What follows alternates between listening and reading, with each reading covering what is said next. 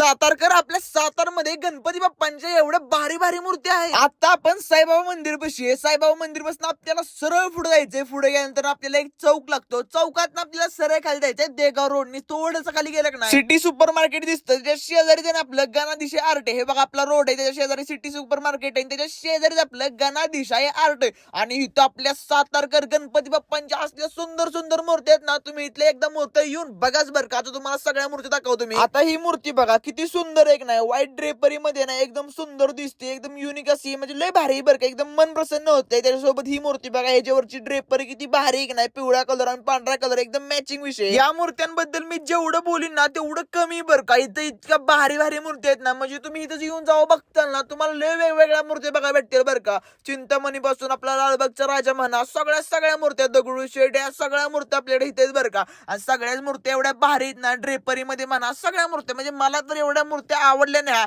मी आमच्या घरचा गणपती ना इथं आल्यानंतर डायरेक्ट फिक्सच करून टाकला, बुक केला बरं का. आता गणपतीला जास्त दिवस राहिले नाही, त्यामुळे तुम्ही पण लवकरात लवकर या आणि इथून आपला घरचा गणपती बुक करा.